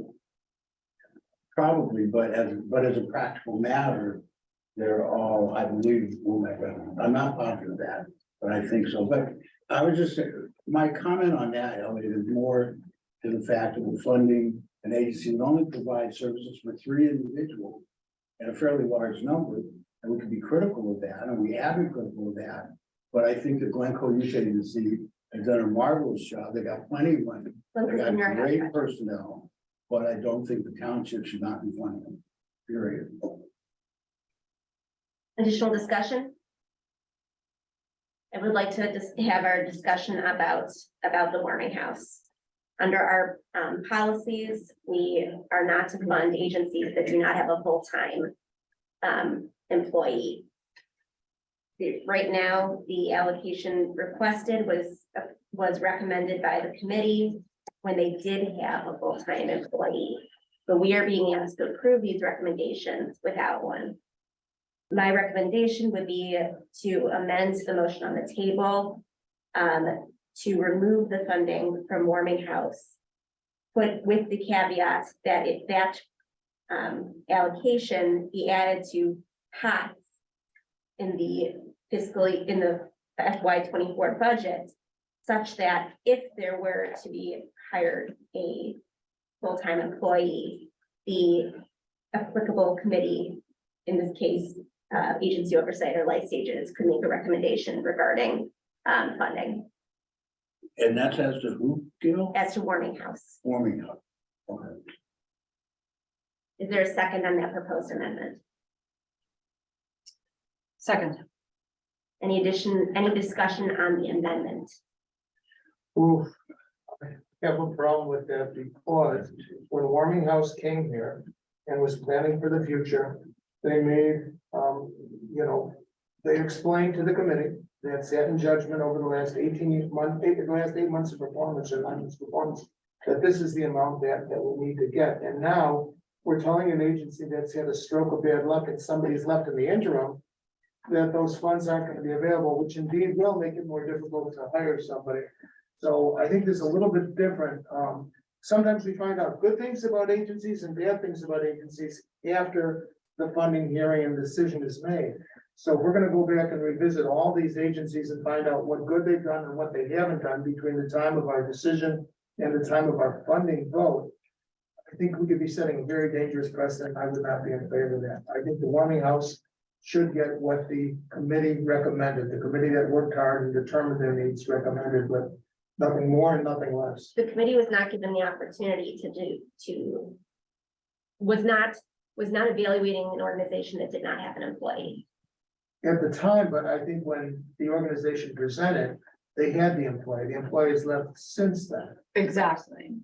So the committee was making a decision based on information that is different from the information we have in front of us now. But there's been. And we're the ones changes. making the decision. I know, but I believe there's been a bunch of changes to all these, potentially all 30 some out of our agencies between the time they presented and the time we're deciding tonight. Both favorable and unfavorable. And So that's why we have public comment though. I know, but I think it's very difficult for that particular agency to find somebody to step in and to carry out the plan that they presented to our committee. If we're suddenly going to pull back that funding. Right. You saw the email, Gail, about a meeting between the Warming House and the Township scheduled for what, February 23rd? Yes. Tentatively. 24, yeah. These are some of the issues that we need to address at that meeting.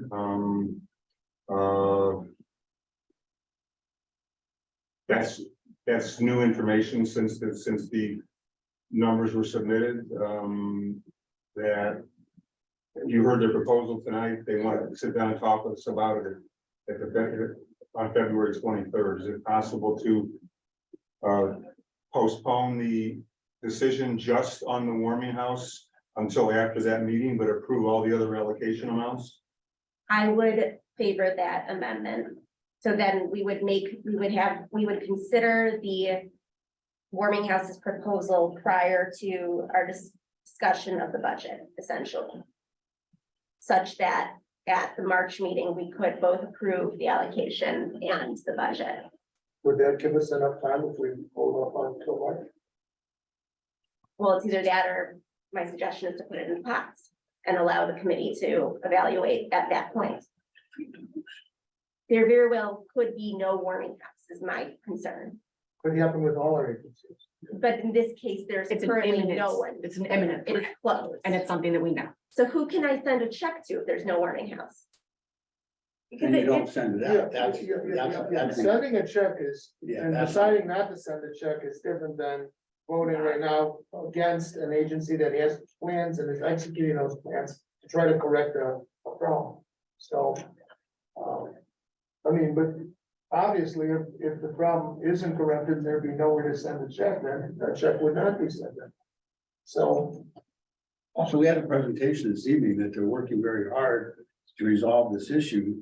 And the whole world has been on COVID exceptions for the last 2.5 years.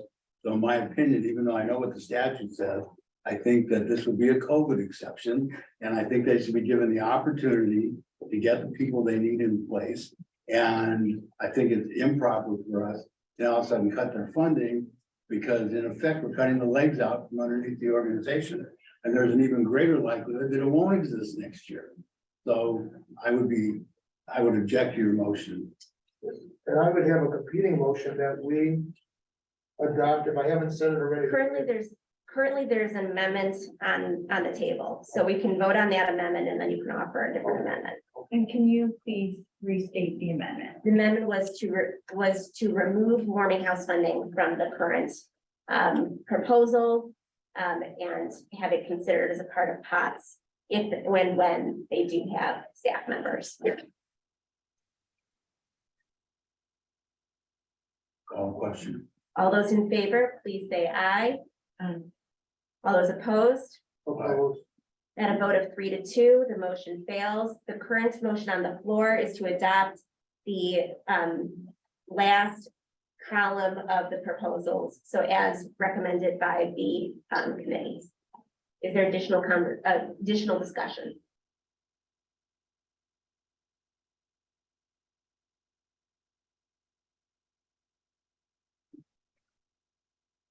Seeing none. Go. I'd like to be heard. Please.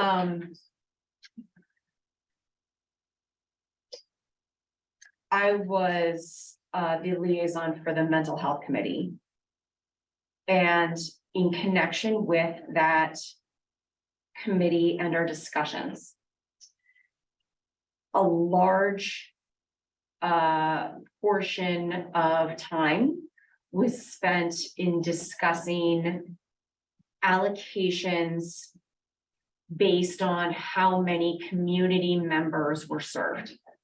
And one organization in particular was dropped significantly because it was not serving a group of community members commensurate with the ask. While I've only been a trustee for a year and 2 months, I've sat in on this hearing for years beyond that.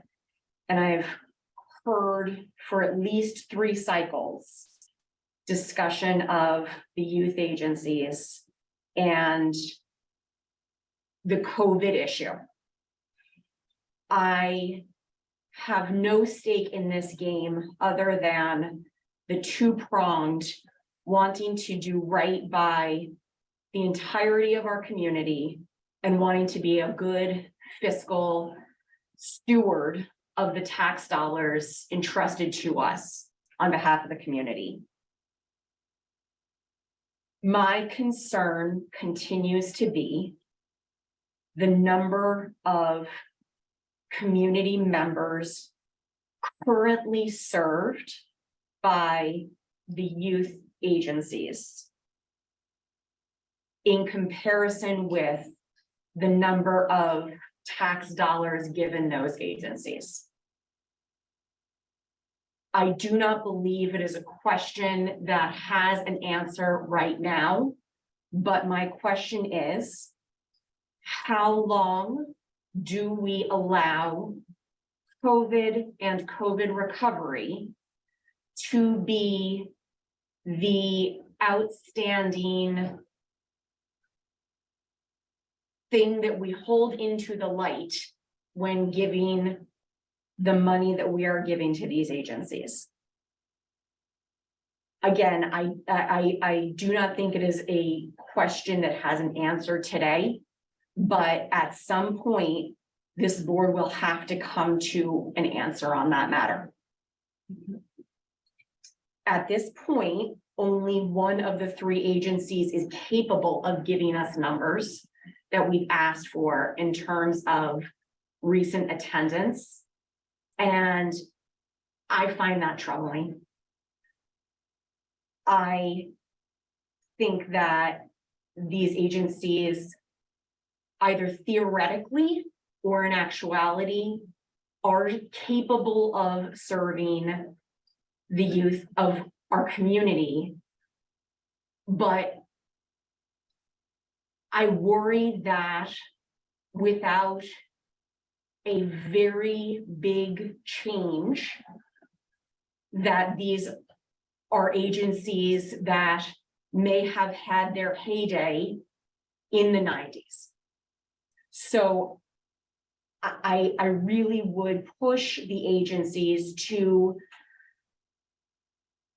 figure out what the kids need now and work to serve them more than just a periodic battle of the bands, one-off collaborative thing, and figure out what the kids need and want and will show up for, so that we can justify continuing to give you tens of thousands of dollars of tax dollars each year. That being said, in terms of the warming house question, I would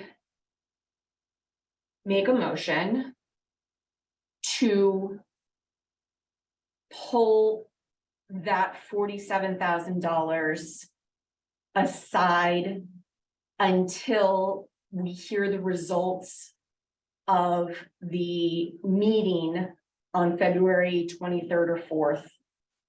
And following that meeting, make a decision separately as to that agency allocation. Not necessarily that we would hold it apart for the year in a pot, but that following that meeting, that this board would have the opportunity to make a separate determination as to that amount and that agency. I would second that motion. Is there discussion on the motion on the table? I would like to say that that was just an eloquent presentation. It was logical, it was sensible and so on, but to me, the motion is just a reiteration of the motion that we just voted. I think it's clear that there are two youth agencies that are on thin ice with this board. Winnetka and Wilmette, you guys didn't pivot as well as we would have liked you to. You can do better. You both can do better. You have to do better because it's clear that you're on thin ice. Let's call it what it is. Glencoe's pivoted beautifully. There's no reason why you can't give us attendance once the flooding is over, once you're back. We need to see weekly attendance. If you feel there's a privacy issue, then redact the names, but give us the attendance sheets. You gotta get your numbers up, because there are members of. Got to do it, got to do it. Absolutely. And certainly the ice has been thin, as you mentioned, for a number of cycles. And at some point, you know, the leeway from COVID, it's less about leeway and more about a change in what the youth need. Yes, it's creative pivoting, figuring out a new way of doing, reinventing yourself. And I do follow all of our youth agencies, and I've been very impressed with some of the recent programs, especially, you know, like the, you know, Life 101, you guys call it, what was it? Teaching you how to budget and like being a real person. Was a great idea. Some of the diversity initiatives were great ideas. So meeting youth with what they need is what, and rather than, you know, and I know Battle of the Bands is extremely popular, but it's not really the mission of the township. Okay, so I'll call the question on the amendments. The amendment was to table the $47,000 warming house allocation to the next meeting. All those in favor, please say aye. All those opposed? At a vote of, any abstentions? Opposed. At a vote of 2 to 3, the motion fails. We're back to our original motion, the original recommendations from the committees. Any additional discussion? I'd be remiss if I didn't at least point to our largest decrease, peer services, and ask if anyone wanted to be heard.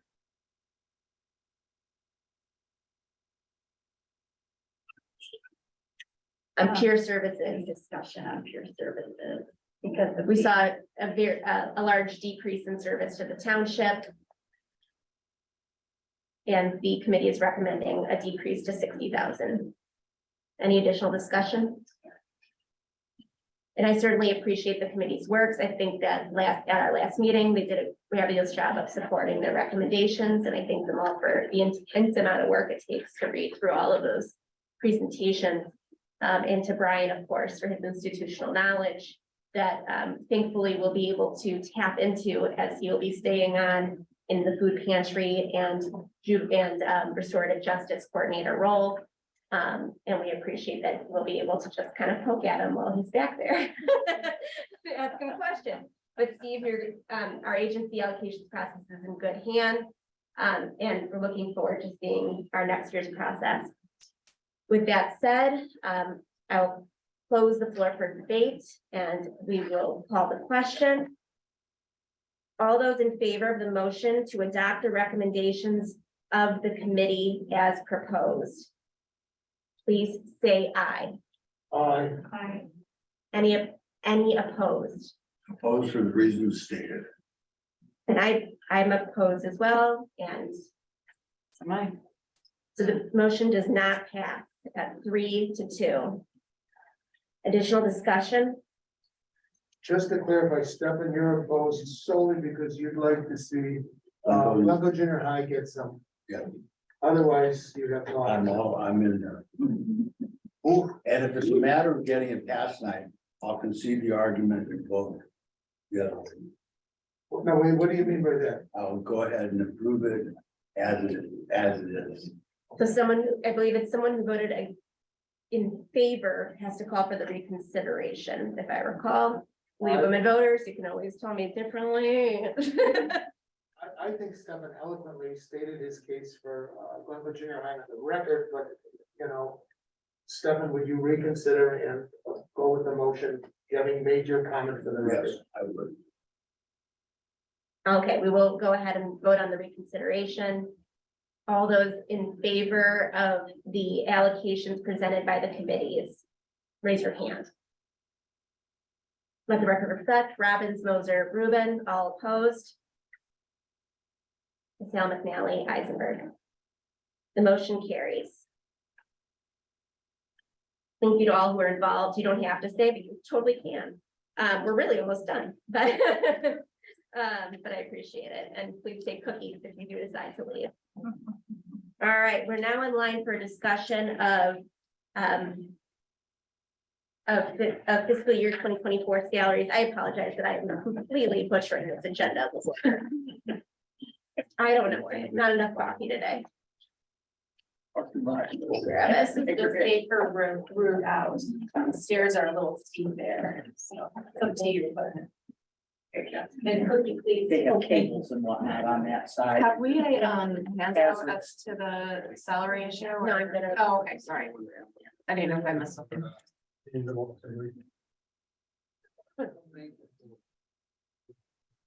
So, as you all know, we are allowed to go into closed session for personnel issues, but all discussions of money, as in salaries, need to happen in an open meeting. But if there are particular personnel issues that need to be discussed, we can move to go into closed meeting, but need not to. So with that said, I intend to stay into open meeting unless it becomes untenable. Can we rely on? Can we rely on Marisha to tell us if we need to do that? Like, if there are, particular personnel issues that will require going into. I'm hopeful closed that session? that's not the case. Okay. I don't anticipate. Okay. Or I would have put it on All there. right. Gotcha. Yes. Okay. I am recommending, staff, I'm recommending no changes to elected officials. This is a little bit complicated because of the various budget items. I'm recommending the food pantry director at 40,000 with a combination with 10,000 for restorative justice coordinator for a total of 50,000. Sorry, it was supposed to be on the screen. No. Oh, okay, sorry. I'm sorry, then can you go back so I can write it? Yes. So the position that Brian is taking over is a combined food pantry director and restorative justice coordinator. The food pantry director, I'm proposing to put on the GA budget, as food pantries can go on GA. Restorative justice coordinator, I'm putting on town budget because it can't be on GA. We're working on it. At $25 an hour and about 30 hours a week. And Brian has proposed a regular schedule, and obviously we'll be as flexible as we can, ensuring that we have our pantry open. that would still give us a good amount of wiggle room for additional, food pantry drives and evening events. So that's for Brian. For GA director, I'm recommending the 3% raise from 65,000 to 66,787. And then these get to be pretty. Oh, sorry. Oh, that's not, And that's that's, under G. sorry, but that's GA director under the GA budget. In addition, the GA director has an additional budget under town fund. That would be an increase, the same increase, so from 18,627 to 19,349. Again, that's a 3% increase. We Sorry, took what- 75% of her, so that's a total 86. We split her position between GA and town to recognize the percentage that is GAE work versus versus town fund work. So in that case, childcare. When I had the 57 and the 19 and change, I get 76, not 86. You had 66,787. Oh, it's 65 to 67. Yeah, Okay, I misread. I heard 55. Okay. I did. sorry. And the 3%, where's 3% is that? That's what we've been in the past given as our regular merit base. But we have some inflationary pressure. I'm wondering if 3% is sufficient. Well, let me get out the rest of them and then we'll discuss in the whole. Township administrator deputy clerk, currently Larisha, and all these salaries are online, so I feel like it's appropriate to discuss all. Currently Larisha's at 62,500. I'm proposing a large increase for the additional work. That's to 70,000. Steve Anderson, his current annualized salary, if at the $25 an hour would be at 52,000. I had originally proposed that at 55,000. But after looking at comps and discussing with Steve, I'm proposing 60,000. As a result, I'm also proposing to move Julie, Outreach and Communications Director, a large increase from 50,000 to 60,000. I think her position has always been underfunded. We started at a lower salary because that was what we were paying Jack as an outside contractor. Julie's role involves much more than what Jack was doing at this point. And I'd like to get that back up to what I would consider market for that kind of role. And that is everybody. All right, now we'll open discussion. So just as a reminder, on town funds, I'm proposing 70 for administrator, 60 for community partnerships, 10 restorative, 60 outreach communications, GA 19,349, food pantry director, 40,000 on the GA fund, the GA director 66,787 on the GA fund. Which would actually be a decrease from last year's salaries, even with raises for everyone, because we don't have Diane's salary, which was very high. Yes. I want Maddie. Thank you. Given that I have to, make corrections here and all, but while everything else was going on, I would like to propose that if it is legal for me to amend my budget, then I'll call Jim Kelton first thing in the morning. That Len received a 10% increase of $5,600, almost 10%. And that I would therefore concomitantly reduce the reimbursement issue amount by the $5,600 to begin with, so there would be no change in the bottom line of the budget at the moment, pending talking to the auditor, Stan Jim Kelly. Sounds good to me. Okay. And just for information, I feel like Northfield's our closest comparator. Niles is a lot bigger. Northfield is bigger, but still, their food pantry coordinator gets 55. Administrators at 76, deputy assessor 51, caseworker 47, case manager 65. Communications at 55. These are this year, so these are pre their raises as well. Sorry, what would Jean be at? I missed it. Jean has been receiving regular raises for quite some time. I'm proposing a 3% regular raise that brings her to, hold on, I lost it. I believe it was 86 something. Yeah, it was. So good, Jean at 86, Julie at 60, Steve at 60, Larisha at 70, Yeah, Brian at 39. well, you'd be, it's the total budget, it would be 50, but Okay, so you'd be paid for hours worked. yeah. Who am I missing? Fine. 1, 2, 3, 4, 5. Did you get community partnerships? That's Steve, right? Yeah, sorry. 60. Yeah. Hey, Gail, a couple Jean, Julie, questions. Steve, Larisha, Brian. Yes, Have you discussed these proposed raises with each of these? no. Okay. We did have, oh, that's, I left out of the supervisor. We did have, our employee reviews this year, which is something that we had gotten away from, and we're bringing back. So everyone has a concept of where their performance is, areas for improvement, and areas that we're stellar. And this is a difficult question.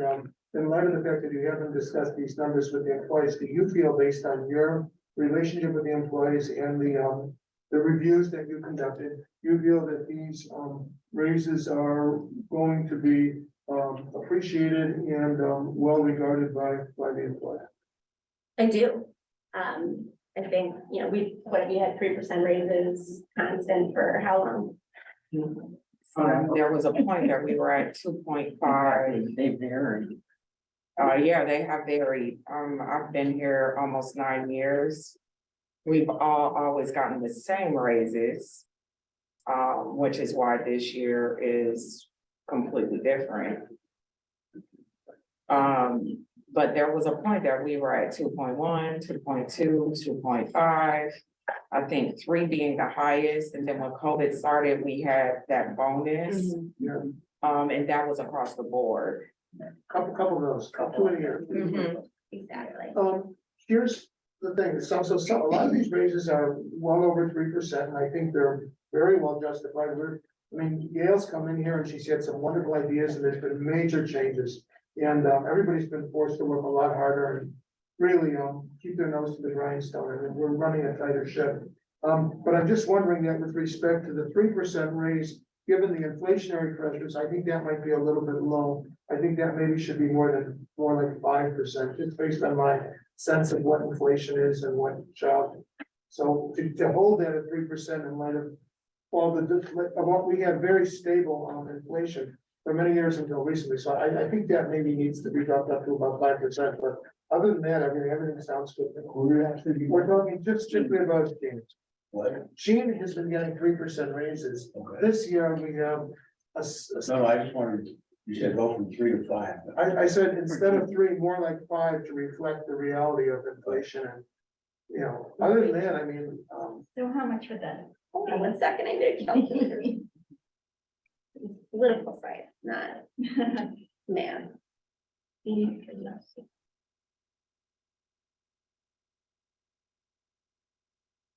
That doesn't make sense. What I'm not.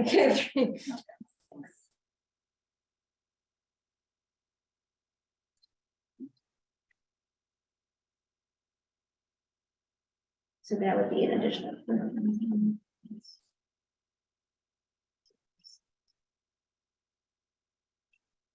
So that would be an additional about $2,000. So it would be to 87,809. Would you like to propose that as an amendment? yes, I would. Is there a second? Seeing none, we have the current proposals. Any additional discussion? I don't know if this is the right time or place to ask this, but I'm gonna ask. going forward, are the employee reviews gonna be conducted annually, every 6 months? Is there a employee self-evaluation as part of any of this? I know that Larry should talk. I'm sure, So- but a lot has changed. It has. And, you know, with any bump, I would expect there to be, you know, some changes too. So I'm just curious. Yeah, as to so what the thought everybody is. did a self-evaluation, and then I did an evaluation for everybody, with basically, all of the praise at the top and all of my recommendations for changes at the bottom. Everybody got a copy of that during their employee review. Basically, the employee review was doing last year, so all of 2022. Mhm. I think if we do it yearly, it would be good. We'll kind of evaluate coming up, whether we should do it every 6 months. I think it's a little bit less stressful to do it every 6 months. But also yearly, doing it right before raises is kind of helpful to kind of, determine the scope of like where everybody's salary is. Well, and going. expectations. that's- Yeah, And the Um, self-evaluations did ask for goals for the following year. Okay. So my thought would be instead of having a full review each, Yeah. 6 months, but a check-in Check-in. on those goals. Yeah, Exactly. just to kind of keep everybody self-aware and Exactly. that, you know, 12 months is a long time. Between, you know, kind of official check-ins. And so, you know, as, again, you know, being good stewards of, you know, the taxpayer dollars, I think that would be advisable to at least do a, you know, mid-year check-in. But I'm, incredibly appreciative and so glad to see that, you're right in the ship as it pertains to this. So thank you. That being said, I would move to accept the proposal for salaries as proposed by. The recommendations of the supervisor. Yes, sorry, yes, that. Trustee Milton. I think that a yearly evaluation is plenty. I think we have a very conscientious, hardworking staff. And I think that to go more often than that is micromanaging. And I just don't think it's necessary. If we had larger staff, if we had issues within the staff, maybe. But I think a yearly evaluation is pretty customary in most industries, and I don't think we should deviate from that. I think the plan is currently to do the annual for these, with some check-ins on the goals. We've got some exciting projects planned and I want to make sure we're on task. Yeah. And Gail, are the goals quantitative or qualitative? Are they trying to hit a certain number? And I know. Yeah, it mostly depends on- qualitative, to be perfectly honest. But a lot of them, you know, are, you know, project based, so it certainly, you know, would be, what's the SMART acronym? You know, Measurable. Measurable, yeah, exactly, thank you. Any additional discussion? I don't know if this is appropriate time, but do we have a resolution of Jan's budget? Assuming that Jim gives her the okay, we will be voting on her budget with the 10% increase in salary, but with moving, so that she'll move things around in her budget to the 117 number. And that would include the reimbursement provision for. That That's is- what I would drop to, That would be- that You know, by that the means 10%, lowering it, yeah, lowering it Exactly. by the 10% raise amount, which I believe comes out to be 13,400. And then I'm And still and not clear whether. We don't want to have this as an ongoing medical insurance. No, issue I year after will, year, so- I will look into an EIN tomorrow. Len and I had talked about this extensively last fall. And, there is, at least one other township assessor who is an attorney. And he and Len had talked about it, and he was the one who said, that getting an EIN, because we said, how about an EIN? Why can't I just do that? And he was the one who, I can't, and I'm sorry, it was several months ago, and Lynn reported it to me, and I just don't remember the words exactly, but the gist of it was, it doesn't work out like that. But I will revisit, and hopefully it will, and if I can have an EIN for one employee, so be it, that's easy. We gotta get this resolved because I did not Absolutely. like that. Absolutely. We might need to get counsel, well, I'll get counsel if I do Yes. this, we don't need to go there that way. Oh, All I'm and simply the saying is that EIN we are would not do it. tax attorneys and we do not represent him, but I'm sorry, Gail. Do we know, as my normal caveat in all life, I'm not a tax Oh, attorney. right. And you should always ask your tax attorney and accountant about that. do we know why the insurance that covered Len got dropped? Fun fact, we didn't even know he was on the government insurance. There was a certain, I'm missing from a certain person's file. Thank you. So, yes, it was certainly Which, by the way, inadvertent. is also why I did not submit a budget in December, because having done so for years, that same person told me not to submit it in February. Thank you. Also didn't have a budget at the beginning of a fiscal year, so. Well, and last year I submitted it in February, so I thought February was the appropriate time to submit it, oddly enough. So Which we're is why I did it. So Yep. hopefully Jim Kelly will say that was fine of me. getting back to basics, so. All right. Did we vote on that? Yeah, you have to go. I was gonna say, Yeah, okay, vote I think still. it's money, let's go ahead and do a roll call, if you will. Okay, Supervisor Eisenberg, Yes. trustee Cassell McNally. Yes. Trustee Robbins. Yeah. Trustee Moser. Yeah. Trustee Rubin. Yes. And those raises would go into effect for the next fiscal year. I did want to also note, that we are changing the township policy. The Illinois General Assembly passed an accrued paid leave, statute that goes into effect January 1 that would, cover part-time employees. So we decided, since we're already making these changes in the payroll system, to simply apply it starting on March 1. I forgot to ask one question. Will Brian with his 30-hour plus or minus, will he now be considered a part-time? Right, so this way we can give him the accrued leave that he would be entitled January 1. So he'll be our only part-time. Right. I believe we've done W-2 for our intern in the past. Yeah, the So ones that were theoretically. working hourly, so he'll be a W-2, he'll get a W-2 as well. Exactly, yep. So that's a good change. And then what happens for health insurance? Right, so for part-time, we didn't you say half? We'll cover half of his supplement and he's on Medicare now. Okay. Exactly.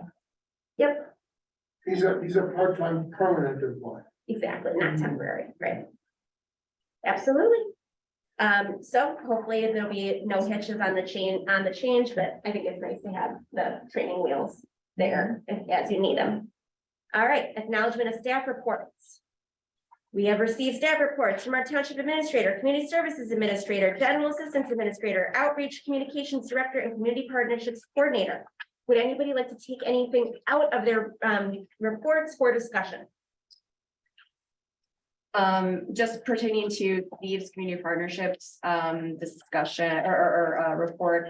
I just thought that it would be a great social media blast, with spring break coming up and the passports. That like, this is the moment to, if you haven't already taken a look 6 months after, blah, blah, blah. Like, that would be a great thing to, drum up business, as it were. Right. And as a reminder, to the extent, Steve will continue to do passports, but they will always kind of ebb and flow with the agency. So I'm assuming there'll be far fewer during the fall, during those meetings. But everybody loves them. That's a great idea. Got that? Julie? I did, I'll find out information when it's open up. Exactly. And I will just note, the volunteer and activity fair that we are participating in, on Thursday is at the Wilmette, Women's Club of Wilmette, where we had our annual meeting last year, and there'll be a lot of different community organizations looking for volunteers and board members, so, love to have you all attend.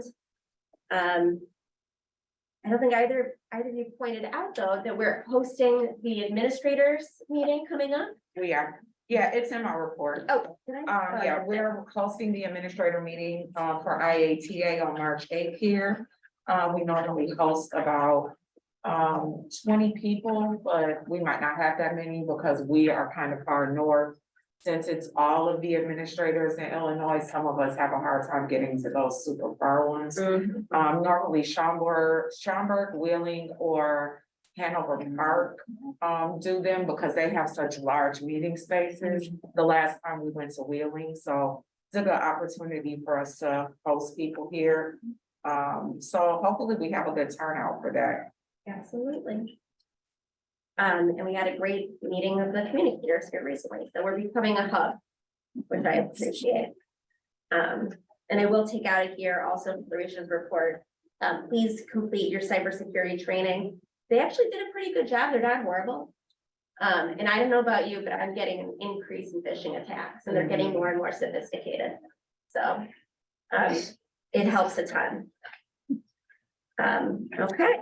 And when we do the cybersecurity stuff, all of us have like an SRA number, which basically is our organization as a collective. So that number is always low if all of us don't complete our training. It makes us look bad. The cybersecurity training isn't long either. It's very short. It's really comprehensive, teaching you how to deal with phishing. And I know I've gotten a lot of phishing, not in my work email, but in all of my other emails. So it explains the different kind of phishing and scamming and stuff like that, which is helpful. And the last one I'll bring out is the community support grants. We had 240 community support grants. We were able to increase our grant number. I believe it was 1,000. I think we're at 1,400. Yeah. So that was, if you recall, in our last budget, we had increased that significantly with all of that. Increase those community support grants. Last year, we were at 1,200. So you all know, we were able to do that 1,400. And I think I've been getting a lot of very appreciative emails of thanks. So if anyone would like to see any of those, I'm happy to send those over as well. Larisha, is there a timetable for getting that training? I didn't hear it. So you should do it as soon as possible. If you need, you can get into your portal for HTML, but if you don't do it regularly, I can send you what their email is to get your login credentials. Thank you. Also, you could check the spam folder. My information was in there. Continuing business, seeing none, new business. You know, we're talking about salaries and increasing salaries and so on. Is anybody studied the supervisors, your salary, Gail, in relationship to other supervisors in other townships? And given the amount of work you're doing and the reform that's going on here, I have a hunch that your salary may be disproportionately low, and it's been at that level for a long time, and it might be time for us to revisit that issue in light of the fact that we are making some significant increases and we've reformed the entire township. So have you ever looked at your salary compared to other supervisors? I will tell you that Niles and Northfield both have full-time supervisors, so I certainly can't compare to those two. I'd have to see if anybody else has a similar model of a part-time supervisor. But do you have a sense of how many hours a week you're devoting to the job? Right. And if you look at a full-time salary and you say that you're giving 20 hours a week or 30 hours a week, I mean, even though it's apples and oranges, there may be some comparison that can be made. I mean, if you don't mind us asking, what is your salary? We're at 15,000. And how long has it been like You're that? underpaid. How long has it been at 15,000? I think Moser might know that, yeah. No, it was 18. It was 18. They went down? No, Yes. no. So sure? it's obvious, it That seems is to me, 2013. it seems to me that some adjustment is in order, and I'd like to be able to vote on that if we have a window, just like we're gonna relook at Jan's budget. Let's look at that and see if we can fix that. My understanding is that you change the official salaries 6 months for the next election. Yes, that is the case, yeah. But I think we should put those wheels Then, in motion. Yeah, what do we, okay, so the current election is April 4th. And so the next one is gonna be after that. But we're for our election, so it's 22. Yeah. It's meant, Sorry. Yeah. thank you. No, We can't do it now, but we can start moving in that direction. Yeah. And I would, if Larisha has a little bit of time, if you have a little time, you guys should do a little research and give us a sense of what's going on so we can try to fix the inequity. Reality is, I've looked at it extensively. Gail is way underpaid. Our supervisors have always been underpaid as compared to other townships. But so are trustees. Most trustees and most townships make more than our supervisor makes. So if you work back from there, I mean, there are people who view Gail's job as a full-time job and get paid accordingly. There are some supervisors in the state of Illinois that make 6 figures. So, you know, maybe you're comparing apples to oranges. But yeah, she's completely out of whack with some other townships in the state, but we kind of view things differently. I mean, as I said, in past discussion about increasing salary, it was always kind of, with regard to the trustees in particular, was, we're doing this because we want to do it. We're trying to do good for the township, not to make money. That's why the trustees have stayed low. As far as the supervisor, somewhat the same rationale. In other words, you always had supervisors who had other jobs. And so this is a supplemental job. This isn't their primary job. And so the salary was somewhat geared towards that as well. I'm not objecting to anything you're saying. I'm just trying to give you a perspective on it. I've monitored the work that several other supervisors have done, the workload that Gail has assumed in the transition, the way that she's trying to fix the township and fix what's broken. Her commitment of time exceeds anything that any of the prior supervisors in my tenure here, which is over 20 years like yours, have committed to or have done. Additionally, I think that the time commitment that Gail puts in here takes away from her other livelihood to practice the law. So I've got no skin in the game. I'm a 2-term trustee. I'm in the middle of my 2nd term and I'm done. I believe that there should be term limits. I don't oppose the notion of maybe increasing the salaries for trustees as well. It won't affect me because I'm going on the way out. But something needs to be done in particular about the supervisor's salary. It's just, But you have to, but also just to keep in perspective, you're not giving Gail a salary. Right. You're giving the supervisor a salary. So when Gail, I don't know if she's coming back after the next election or not, but if not, what you're really doing is setting up the next supervisor, not Gail. So keep that in mind, because yes. if you're voting on it for the next election, it's not gonna benefit Gail unless Gail comes back to the supervisor. I'm operating on the assumption that whether it's Gail or somebody else, that now the role and the responsibilities have been elevated significantly. So for somebody other than Gail to step into her role, they're gonna have to really be doing a lot more, because look at what Gail's taken on. We wouldn't expect some subsequent supervisor to do any less. We'd expect, so, I mean, I think Gail has redefined the role of supervisor with the way that she has attacked the issues, transformed the township, and committed to involvement in so many extracurriculars that directly benefit the township. No other supervisor, not Piet, not Piety, not Ellen, have come close to shouldering the workload that Gail has taken on. And I just think that our supervisor salary should be commensurate, even though it's a part-time position. There should be some relationship, some rational relationship, some nexus to comparable salaries in the locale. That's all I'm saying. I concur. Gail, I agree with everything that you're saying and more. Just curious, I don't know if you feel comfortable saying this, how many hours do you commit each week? I'm in the office one day a week, and then obviously a lot of evening, and me and Risha are on the phone line. Speed dial. You're attending And so many extra.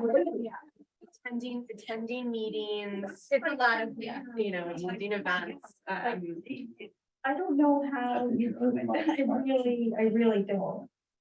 It seems like a lot of hours that you're putting in. I They did appreciate it it. very well. They did. And they did it to the extent they needed to. But Gail's brought us in the 21st century. They drag their feet upon it. So I mean, but I think we want, right now, we're just saying, do a little research when you have a little free time, maybe Larisha can help and more impartiality. But let's see where you stand with relationship to the others. Let's see where your office, your position stands. Because I do think that. It's real easy. Go online and find it like that. Yeah. Yeah, but we don't, I mean, Gail knows her hours, how many hours she's actually putting in. We don't know that. I She do may only- believe that Toy has something on it that I've seen, so I don't think that we're having to reinvent the wheel or look at the Yeah. BGA. And I don't which if think you for ever a wanna- moment, I don't think for a moment, I see the work product every time you give your report. I don't think for a moment you're only working 8 hours a week. You know, it's probably more like 20. That's probably what it is, so we need to get some kind of accounting of that. And again, my intention, Stefan, is not to besmirch prior supervisors, I just think that the amount of transition that has taken place under Gail's privileges, there's been more transition in this office than there has been for the last 15 or 20 years. We've both been around that long, you may be in a few years before.